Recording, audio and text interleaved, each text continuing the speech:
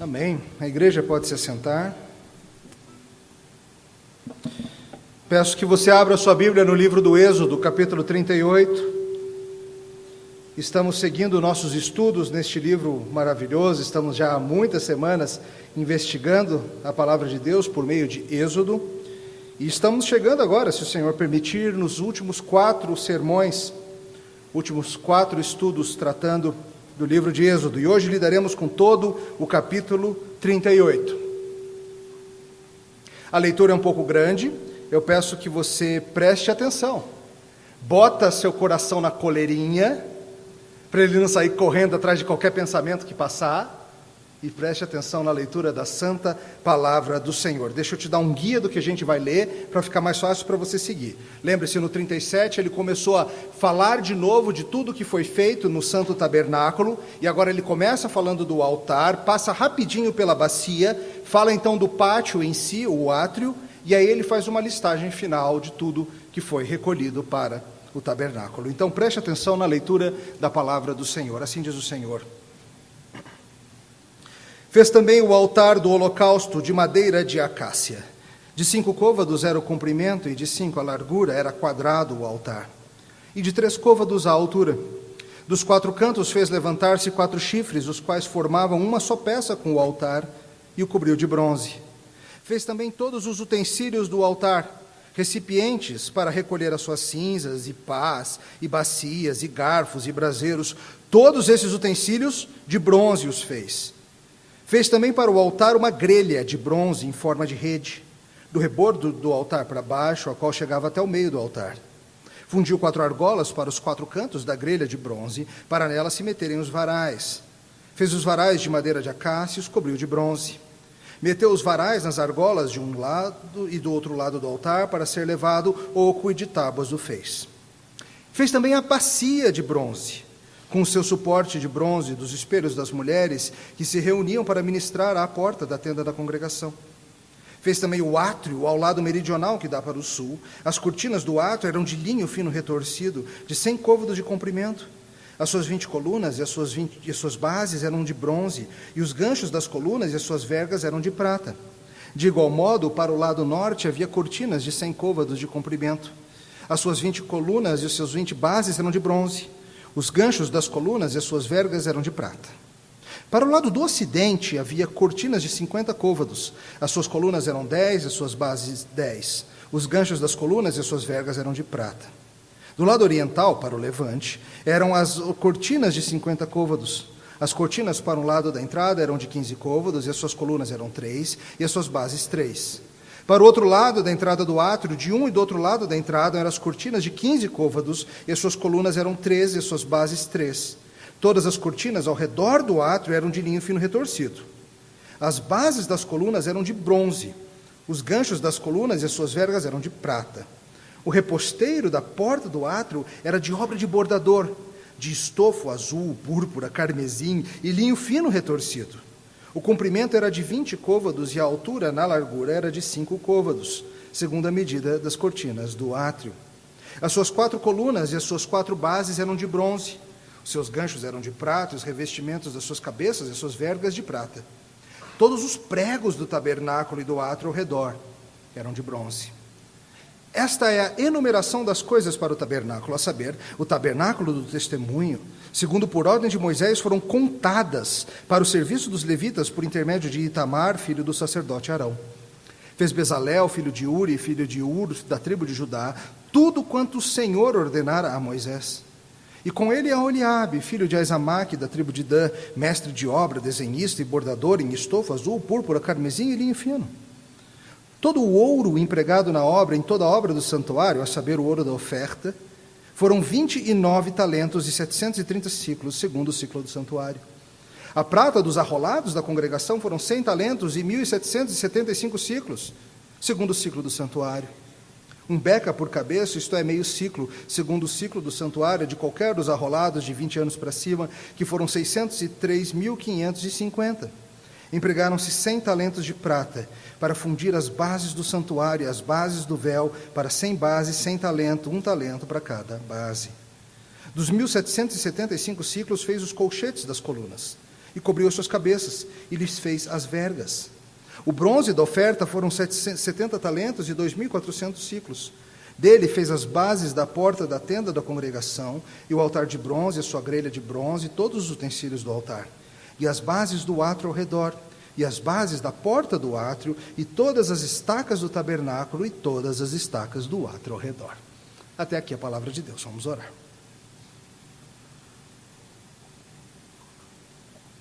Senhor, agradecemos pelo registro fiel feito pela pena de Moisés, acerca desta construção fidedigna do teu santo tabernáculo. E nós pedimos que nos ajude aqui em Brasília, milhares de anos depois destes eventos, a entendermos que este capítulo diz respeito à nossa vida, diz respeito à nossa edificação, ao nosso crescimento e como chegaremos até o Senhor. Pedimos no nome de Cristo que nos abençoe. Amém. Queridos, quanto custa entrar num grande evento? Por exemplo, num grande evento musical. Sempre que eu pego minha filha Débora da escola, a gente está voltando para casa, e a gente sempre passa, nos últimos meses, por um enorme cartaz que diz: grande show dos Guns N' Roses, a reunião de Axl, Slash e Duff. Tem meses que está lá, eu fico imaginando quanto será que custa para entrar num show desses. Vocês sabem que esses shows, esses festivais podem ser bastante caros. Festivais grandes como Rock in Rio e outros podem ser caros. Por exemplo, quanto será que vai custar um ingresso para a penúltima rodada do Brasileiro para ver o Verdão ser campeão? Está chegando, é daqui a pouco. Quanto custa o ingresso para ver uma corrida de Fórmula 1 em Interlagos? Talvez você saiba também que há alguns shows, alguns espetáculos, em que você pode pagar um extra, um grande extra, e ter acesso não somente ao show em si, mas ao backstage, lá atrás do palco. Você pode ter acesso a ter um tempinho de conversa, de interação, de comunhão, por assim dizer, com o próprio artista. Seja qual for o artista da sua escolha, seja Britney Spears, seja Katy Perry, Kanye West, Sidney Magal, o que for, você pode pagar uma grana extra. Eu imagino que no Sidney não seja tanto, mas em outros casos você paga alguns milhares de dólares ou dezenas de milhares de dólares. Isso vai te dar direito não somente ao show, mas a ir lá atrás para conversar um pouquinho com o artista. E pode ter certeza, querido, custe 10, 15 mil dólares. Tem gente pagando para ir. Porque nós queremos ter comunhão com aqueles que nos impressionam. Nós queremos ter acesso a algo que é valioso para a gente. Por exemplo, você é flamenguista roxo. Quanto você teria pago para estar no estádio de Tóquio para ver o Flamengo vencer Liverpool em 1981 e ser campeão mundial? Teria dado um rim, eu acho, alguns de vocês. E você é São Paulino para estar no Japão em 92 e ver o São Paulo derrotar o poderoso Barcelona de Cruyff, Stoichkov, Guardiola e outros? Muito dinheiro. E você vascaíno... Desculpa, depois eu compenso. Ou imagine que você tivesse acesso a ver aquela grande banda da história do seu coração. Quanto você teria pago, você que é fã dos Beatles, para vê-los no auge? Quanto você, fã do ABBA, teria visto para ir lá? Teria pago para ver ABBA? Vai ter uma reunião aí, estão dizendo. Essas coisas podem ser caras. Mas a minha pergunta para você hoje à noite é a seguinte: quanto custa para comparecer diante de Deus? Veja, não somente para estar presente com Ele um pouquinho, mas ter acesso ao backstage, por assim dizer. Quanto custa para você ter acesso, não somente para ver Jesus Cristo, lá de longe, mas de fato chegar pertinho, abraçar, conversar, interagir.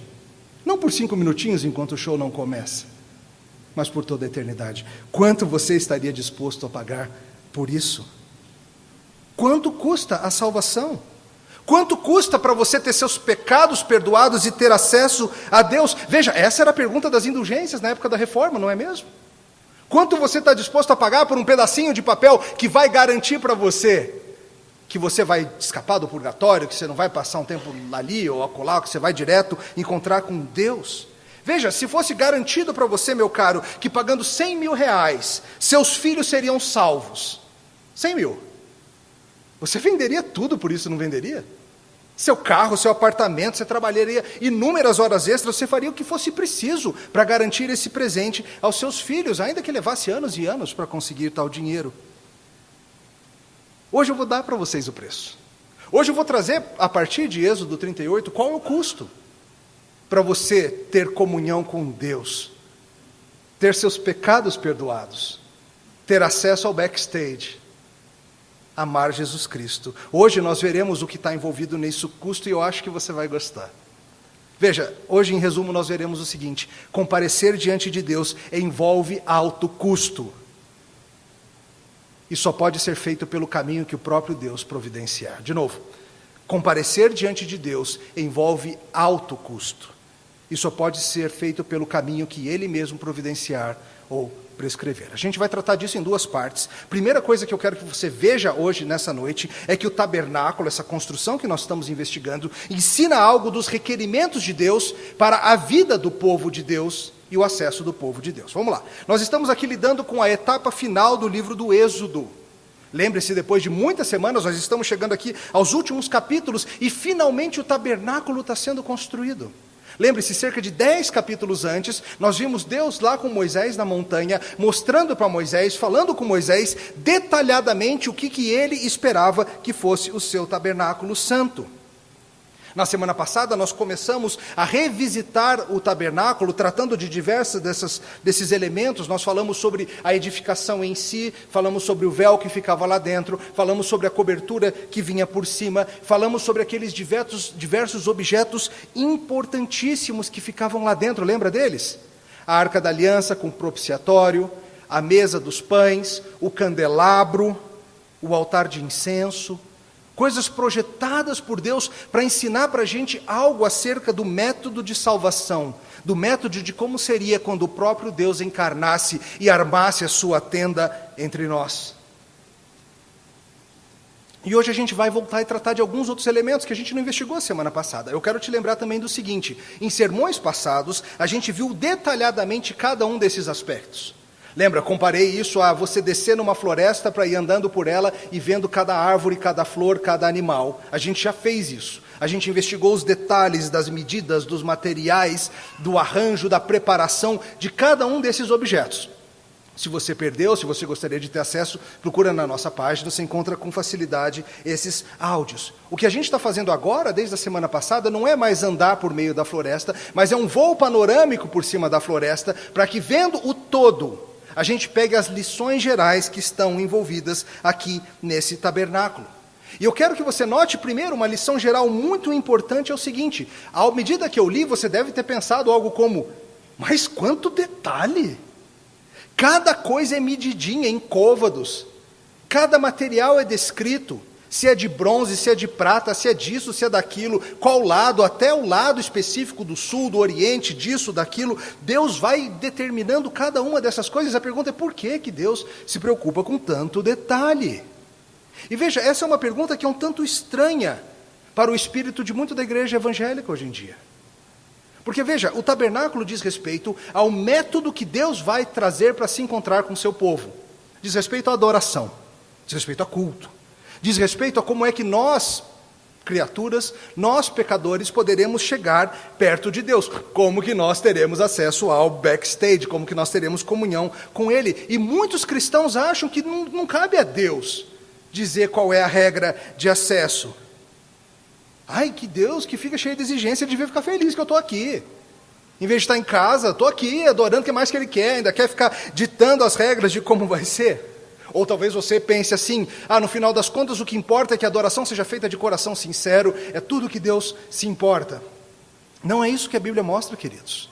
Passagens como essa e várias outras passagens ao longo das Escrituras mostram para a gente que Deus é quem determina aquilo que lhe agrada na adoração. Que não cabe a nós, seres humanos, ficar tentando imaginar qual é o caminho para termos acesso a Deus. É o caminho que Ele diz, é o caminho que Ele providencia. Isso acontece por causa da nossa distância para com Ele, além do nosso pecado. Veja, a nossa distância para com Ele já faz necessário com que esses regulamentos existam. É a distância criacional. Ele é o Deus infinito, eterno, onipresente, onisciente. Ele não depende de nada nem de ninguém. Nós somos meras criaturas, temporais, pequenininhas, frágeis, dependentes. Não tem como você, com sua mente finita, adivinhar o que uma mente infinita gosta ou não gosta. Se Ele não disser, você corre só o risco de ofendê-lo ainda mais. E se o problema já é grande por causa da distância entre nós e Deus, esse problema fica ainda mais sério pelo fato de que nós, por causa da história do nosso pecado, somos ofensores, somos rebeldes contra este santo Deus. Imagine, por exemplo, um país onde tenha um rei poderoso, um monarca poderoso. Esse monarca tem lá o seu castelão lindão, com paredes fortes, um fosso com jacaré, aquela coisa toda, torres fortes, portões, guardas fortemente armados e muito bem treinados. Você imagina que qualquer plebeu pode um dia sair de casa e falar assim, vou lá dar um papo com o rei. Aí vai entrando, passa pelo portão, oi seu guarda, bom dia, e vai entrando e chega e senta na mesa real e fala, rei, passa o pão de queijo, por favor. Você acha que algum plebeu pode fazer isso? Claro que não. Agora, imagine que a situação seja mais séria, que tal plebeu seja inimigo declarado do rei e todo mundo sabe disso. Ele foi visto em praça pública cuspindo na foto do rei. Aonde perguntam para ele, ele fala mal do rei. Ele jura que um dia, se ele encontrar esse rei, ele pega a faca de pão e enfia na barriga do rei. Seu rosto é conhecido de toda a guarda real, seu rosto está espalhado pela cidade em cartazes de procura-se. Você acha que quando esse carinha chegar na porta do palácio, vão deixá-lo entrar para dar um papo com o rei? Claro que não. Mas você percebe que essa é a sua situação naturalmente? A Bíblia descreve todos os seres humanos como, por natureza, inimigos de Deus. Inimigos jurados, declarados. Gente que, se pudesse, mataria o próprio Deus, como fizeram naquela cruz. Essa é a nossa situação. Você acha que você vai chegar diante de Deus do jeito que você quer, sem Ele providenciar o acesso? Veja, queridos, é Deus quem mostra como vamos ter acesso, e o tabernáculo aponta para essa realidade. Todas essas minúcias, todo esse detalhamento, todas essas construções tão bem explicadas, mostram para a gente que é Deus quem projeta a forma do nosso acesso a Ele. Não é livre, leve e solto como você quiser. Inclusive, a vida cristã não é para ser algo livre, leve e solto. A gente vai voltar à questão da santificação mais tarde, mas eu quero que você já note algo muito interessante que acontece a partir do verso 21 aqui no seu texto. Dá uma olhada comigo lá no verso 21.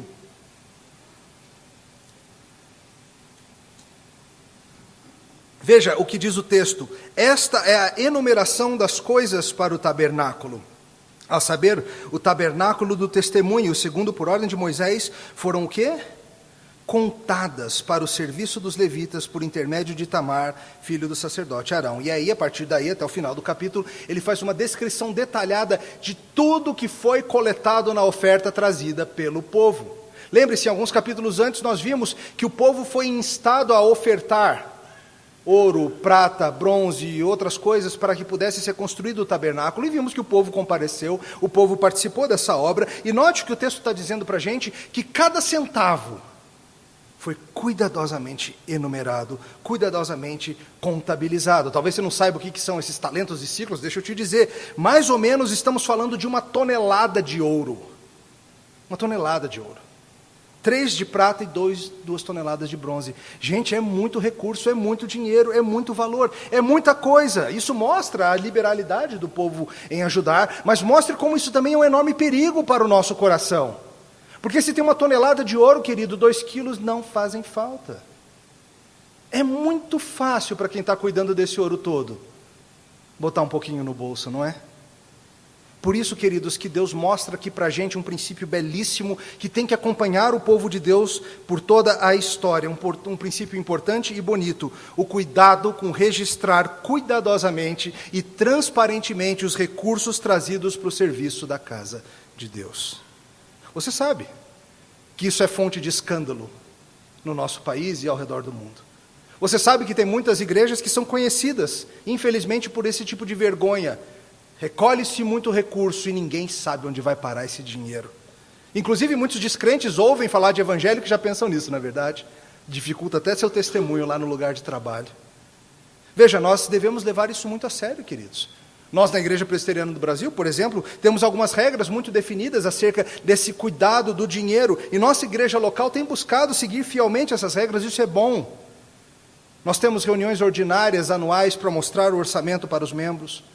Nós trabalhamos com uma contabilidade profissional. Nós temos um tesoureiro transparente de reputação ilibada, um auxiliar de tesoureiro também assim. Nós temos uma comissão de exames de conta composta por gente que não é quem decide sobre o uso do dinheiro.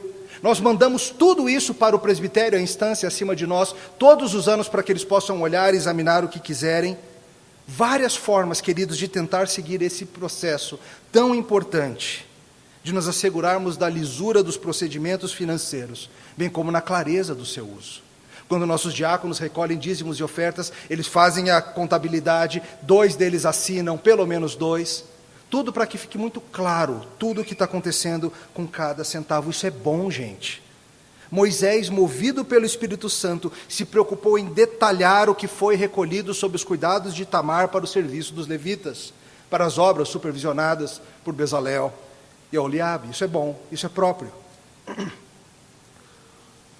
O pastor John Courage, que era professor do Seminário Teológico Reformado, onde eu e o Mateus estudamos, escreveu um comentário em Êxodo, e ele diz o seguinte sobre essa passagem: ofertas dadas à obra de Deus devem ser totalmente contabilizadas, registros mantidos, e o que acontece com cada centavo deve ser acessível. Quão frequentemente vemos igrejas ou ministérios para-eclesiásticos em falta nesta área? Precisamos ser cuidadosos, pois dinheiro é grande tentação e pode ser um ídolo que escraviza os seus servos. As pessoas que lideram a obra de Deus aqui na terra devem ser acima de qualquer suspeita na área financeira. Isso é grande testemunho para o mundo e evita que nos condenem por hipocrisia. Que esse princípio fique muito claro para nós, igreja, sempre. Veja que o texto indica várias coisas interessantes sobre a vida do povo de Deus, inclusive no verso 8 volta a tratar algo sobre esse uso sacrificial dos recursos. Veja o verso 8 na sua Bíblia. Fez também a bacia de bronze, com seu suporte de bronze, essa pia ou bacia. Ela foi feita a partir do quê? O que diz o texto? Dos espelhos das mulheres que se reuniam para ministrar à porta da tenda da congregação. Talvez você leia isso aqui, o que essas mulheres faziam? Ministravam à porta da tenda da congregação. Sabe o que elas faziam? Ninguém sabe. Ninguém sabe. Não temos indicação clara aqui, nem em outro lugar das Escrituras sobre o que elas faziam. Talvez elas ajudassem os sacerdotes, elas certamente não eram sacerdotisas ordenadas, nada assim. Talvez elas ajudassem da parte dos envolver os animais, ou na limpeza, ou em diversos serviços que estavam ali. Um dia você pergunta para elas, quando você encontrá-las junto do nosso Senhor. Mas eu quero chamar a tua atenção para o fato de que elas doaram seus espelhos de bronze para que fosse feita a bacia, a pia de bronze. Isso é muito interessante. Veja, espelho não era algo como hoje, que é algo baratinho. Espelhos de bronze eram coisas caras, queridos.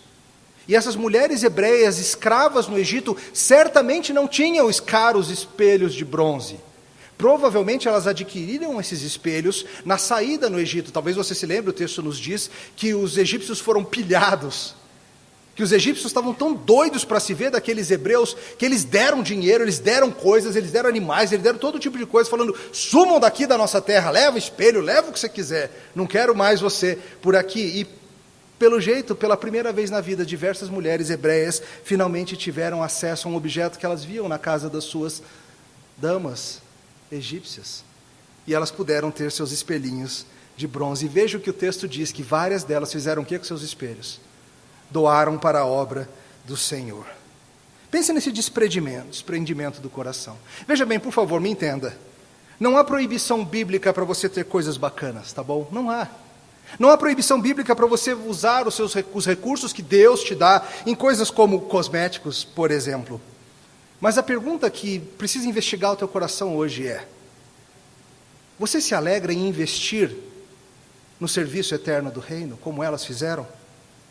Sabe, você que é membro aqui da igreja e que ajuda nos dízimos e ofertas, um dia você vai conhecer, lá na nova realidade, neozelandeses, cambojanos, japoneses e índios Tembé, que vieram à fé por meio dos missionários que só puderam estar lá por causa do investimento dos seus dízimos e ofertas.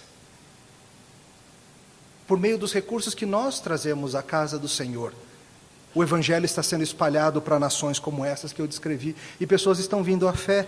Eu espero que isso enche o seu coração, como encheu dessas mulheres participar daquela bacia de bronze.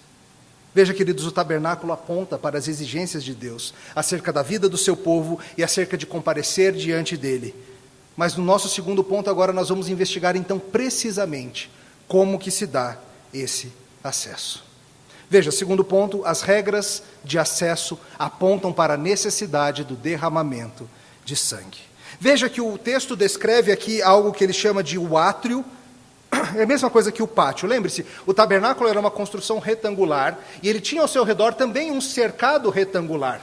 Não era uma cerca que dava para você ver através dela, eram postes, e entre os postes tinham panos brancos, feitos de fino linho retorcido, e aquilo servia para bloquear a vista lá de dentro. Num dos lados haveria uma abertura. Essa abertura não seria branca como as outras partes, ela seria decorada de púrpura, carmesim, estofo, azul. Ela seria linda e ela seria similar à decoração lá do interior, mostrando uma clara conexão entre o acesso ao tabernáculo e a comunhão que se daria lá dentro. Ela seria adornada do mesmo jeito. E ela já aponta para algo muito importante. Há apenas uma entrada. Há apenas um caminho de acesso para estar com Deus. Continua sendo assim, querido. A despeito do que muitos pensam, nem todos os caminhos levam a Deus. A despeito do que talvez você mesmo pense, as religiões não ensinam todas a mesma coisa. Ah, regra de ouro, o elefante, um pega o rabo, outro orelha, não sei o quê. Não. A Bíblia ensina claramente a exclusividade de Jesus Cristo. Que o caminho de salvação passa por Ele e por Ele somente. Só Jesus é o caminho, justamente pelo que se mostra nesse texto. O fato de que o caminho para Deus envolve derramamento de sangue santo. Veja, à medida que você entrasse nesse átrio, você primeiramente se depararia com o temível altar. Veja no seu verso 1 nas suas escrituras. Fez também o altar do holocausto, de madeira de acácia, de 5 côvados era o comprimento, de 5 a largura, era quadrado o altar, e de 3 côvados a altura. Veja, você chegaria para entrar no tabernáculo e de cara você veria ali um grande altar de madeira de acácia recoberta de bronze. Imagina se o nosso governador do Distrito Federal colocasse ali embaixo da rodoviária, ali onde chega o metrô, onde passa gente adoidado de ônibus, a pé, de metrô, passa carro, colocasse uma guilhotina ali. E não é decorativa não, tá? É um sinal de que nesse Distrito Federal, quem apronta, vai para a guilhotina. Algumas cidades do Velho Oeste, pelo menos nos filmes, faziam isso. Você já deve ter visto nesses filmes de Velho Oeste. O pessoal vai chegando, cavalgando para entrar na cidade. O que tem pendurado junto com a placa da cidade? Uns 2 ou 3 corpos enforcados. Porque qual que é a mensagem que o xerife está passando? Aqui nessa cidade, aprontou, vai para a forca. Veja, queridos, a mensagem que está sendo passada para todo israelita quando ele tenta chegar no tabernáculo é o seguinte: para entrar, para ter acesso a Deus, para ter comunhão com Deus, tem que derramar sangue. Só chega perto de Deus se derramar sangue. Não tem outro jeito, não tem outro caminho. Veja, vamos ver alguns detalhes rapidamente desse altar. Ele era como uma grande churrasqueira, como eu falei em sermões passados, a gente tratou disso com mais detalhes, mas eu quero que você veja que era uma espécie de grande churrasqueira de bronze. E junto com isso tinha diversos utensílios, alguns para cortar carne, um garfão para espetar carne, tinha pazinha para recolher as cinzas, para ajeitar as brasas, tudo isso que estava envolvido. Em cada canto desse altar tinha chifres, provavelmente os serviam para amarrar os animais que iriam ali ser sacrificados. Havia umas argolinhas em cada canto também, pelo qual você passaria varas compridas para poder levantar e carregar isso adiante. Esses objetos são importantes, eles merecem a nossa atenção, queridos. Eles não são uma mera descrição curiosa do passado. Veja, eles apontam para a história da criação, da queda e da redenção. Esses objetos, esse tabernáculo como um todo, aponta para a criação, pois ele traz algo da majestade criacional de Deus. Lá dentro, esse belo ambiente seria repleto de elementos retirados do reino animal, como peles, elementos retirados do reino vegetal, como linho, e elementos retirados do reino mineral, como o bronze, a prata, o ouro e outras coisas. Ele aponta para a glória da criação de Deus, mas ele também aponta muito seriamente para a queda, para o fato de que se antes no jardim nós tínhamos livre acesso a Deus, agora no deserto nós não temos. É preciso que algo aconteça, há barreiras entre nós e Deus. O pecado faz separação entre nós e o nosso Deus, é o que a Bíblia nos ensina. E claro, esse tabernáculo aponta para o caminho de redenção, porque ele aponta para a própria encarnação de Jesus Cristo, o tabernáculo feito de carne e osso. O Verbo se fez carne e tabernaculou entre nós. O fato de que um dia o grande campeão de Deus, o seu Filho amado, encarnaria e faria todo o necessário para conquistar o acesso para junto de Deus Trino, sendo Ele o pão da vida, Ele a luz do mundo. Veja, meu caro, esse altar serve para te lembrar que sem derramamento de sangue não há remissão de pecados. Sangue, querido, é o custo de acesso a Deus. Nós devemos uma vida a Ele por causa do nosso pecado. Veja que esse entendimento está gravado no coração da humanidade. Procure ao longo da história, procure ao redor do mundo e você vai ver que os povos diversos, nas suas religiões pagãs, tentam de alguma forma providenciar sacrifícios, inúmeros sacrifícios, para tentar aplacar a ira do divino. Pense nos maias, por exemplo, fazendo sacrifícios de crianças, de mulheres virgens, disso ou daquilo, tentando derramar sangue adoidado, para ver se de alguma forma isso compra o acesso a Deus. Mas a triste realidade, queridos, é que meros sacrifícios humanos não bastam, porque o preço da ofensa é infinito. Nós não ofendemos um mero ser humano e com uma vida humana a gente paga. Nós ofendemos o Deus Trino infinito, Criador de céus e terra, e precisa de um sacrifício de valor também infinito, para que nós possamos ter acesso a essa comunhão novamente. E Deus providenciou um caminho misericordioso para isso. E veja, esse caminho já é simbolizado aqui. Você, israelita, que quisesse ter comunhão com Deus, você que tem um filho e sabe que esse filho é pecador, você não precisaria matar o seu filho como os pagãos fariam. Você ofereceria um cordeiro no lugar do seu filho. Você ofereceria um bode, ou seja, qual for o sacrifício descrito especificamente para o seu pecado. Deus providencia o princípio de que um substituto pode pagar a sua dívida. O altar aponta para isso. E logo depois do altar haveria um outro objeto, essa bacia ou pia de bronze, que mostra algo também muito interessante acerca dessa sequência de eventos. Veja, o sangue cobriria, sujaria esse sacerdote, que faria o sacrifício em seu lugar, e depois esse sacerdote, antes de entrar no tabernáculo, precisaria lavar esse sangue naquela bacia de bronze. E lembre-se disso. Os estudiosos sugerem que isso seria uma forma de resgatar para sempre a ordem dos próprios eventos do livro de Êxodo. Lembra? Quais foram os dois grandes eventos ligados à saída do Egito? Qual foi a 10ª praga, lembra? A morte dos primogênitos, o derramamento de sangue. Quando um cordeiro macho e sem defeito foi morto, para no lugar dos primogênitos de Israel ter o seu sangue espalhado no umbral da porta, e assim a gente seria poupado por meio do sangue. E depois disso, eles passaram por onde? Qual é o evento redentivo que vem depois dessa situação do sangue? Vem a... Lembra? Vocês estão querendo que lembre, mas... Passagem pelo Mar Vermelho. O mar se abre, eles passam a pés secos, e o Novo Testamento chama isso de quê? De um batismo. Eles iam passando e ia respingando água sobre eles. Eles foram batizados por meio de passar naquela situação. Veja a sequência: sangue e depois água. A mesma coisa estaria ali no tabernáculo: sangue no altar e água, mostrando essa limpeza que seria feito. Uma belíssima realidade da vida cristã. Nós somos salvos pelo sangue de Cristo e nós precisamos depois ser continuamente, enquanto essa vida durar, ser lavados. Ser lavados, queridos, porque embora o sangue pague o preço da nossa culpa, nós ainda continuamos pecadores. E vai levar a vida toda para tirar essa crosta, dessa sujeira que se agarra na gente. E eu espero que você esteja animado nisso. Nós somos salvos e essa salvação não se perde.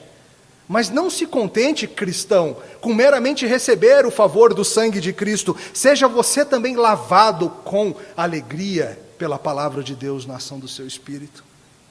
Semana passada, lá na nossa congregação, estava participando de uma conversa para admissão de membros, e um dos presbíteros fez uma pergunta muito boa para um dos novos membros. Ele perguntou: rapaz, você está comprometido com santificação? Ele, acho que ficou meio assustado, assim, o que isso quer dizer? É muito simples: você está disposto a ser lavado? Ou você quer continuar sujão para o resto da vida? Você quer daqui a um ano olhar para trás e falar assim: estou mais limpo, ainda peco, ainda estou sujo, ainda pronto, mas estou mais limpo. Aquela parte da minha vida que tanto me sujava, ficou ali para trás. Descobri umas sujeiras novas que eu nem imaginava, porque chegou luz num lugar da casa que não tinha antes. Mas quero limpar também. A minha pergunta para você hoje, cristão, é: você está comprometido com santificação? Você quer ser limpo? Ou você quer apenas o acesso a Deus sem limpeza? Veja, queridos, Deus quer te limpar. Deus quer fazer de você alguém parecido com Jesus. A salvação não é só para te levar para o céu um dia. A salvação é para que você agora, aqui, nessa vida, fique cada vez mais parecido com Jesus Cristo. Fale como Ele falaria, ande como Ele andaria, pense como Ele pensaria. E as pessoas notem isso. Uma pergunta que é importante aqui é: esses sacrifícios resolviam o problema? E lá em Hebreus nós vimos que não. Sangue de bodes, cabras, bois, não pode de fato remover o pecado. Esses sacrifícios, eles eram temporários, eles eram simbólicos de algo superior que viria. E a Bíblia mostra para a gente, lá no Novo Testamento, que todo esse sistema aqui que envolve essa bacia, esse altar, esse átrio, que todo esse capítulo, que todo esse livro aponta para o fato de que um dia viria alguém, que não seria apenas uma prévia como essas coisas eram, que não seria provisório como essas coisas eram, que seria alguém para resolver de uma vez por todas o problema. Jesus Cristo o justo, morrendo na cruz do Calvário, servindo Ele mesmo de sacrifício de sangue, para que todo aquele que nele crê não pereça, mas tenha vida eterna. Eles mostram que um dia Deus, no seu devido tempo, iria mandar alguém para ser esse sacrifício final. Querido, o preço para você ter acesso a Deus é alto. Você não tem como pagar. Tem que ficar muito claro isso para você. Não importa quantas campanhas de oração, ou peregrinações, ou boas obras você faça, não chega nem perto. E mais, por causa do pecado, tudo que você tenta fazer só piora a sua situação. Você tenta oferecer algo para Deus e vem manchado de sujeira. Só ofende mais. O preço é inatingível por indulgências. O preço não pode ser alcançado por perdão papal, de padre, ou seja, do que for. Nem por vida de animais. E sabe de uma coisa? Nem mesmo um ser humano pode pagar a sua dívida. O preço para você ser admitido diante de Deus é a vida do próprio Filho de Deus encarnado. O infinito valor da sua vida, pagando o preço da nossa salvação. Se você crer nele, você vai ter acesso a isso. Se você colocar a sua esperança nele e não em si mesmo, você vai ter acesso a esse passe maravilhoso que te dá direito à comunhão eterna com Cristo. Estou oferecendo ingresso hoje à noite. Quer? Vamos orar. Obrigado, Senhor, pela oferta de Cristo na cruz do Calvário. Obrigado, Senhor, porque Ele comprou com o seu sangue aquilo que de nenhum de nós seria capaz de comprar: o perdão dos pecados. Obrigado, Senhor, porque nele temos vida e vida em abundância, e porque Ele promete que Ele vai nos santificar. E nós pedimos, Senhor, santifica-nos com a Tua palavra, transforma nossos corações, limpa a sujeira, dá-nos amor por santidade. Ajuda-nos, Senhor, a crescer em fé e amor e esperança. Ajuda-nos, Senhor, a amar Jesus Cristo cada vez mais e a ansiarmos pelo dia em que estaremos corporeamente, fisicamente com Ele, para essa grande comunhão maravilhosa.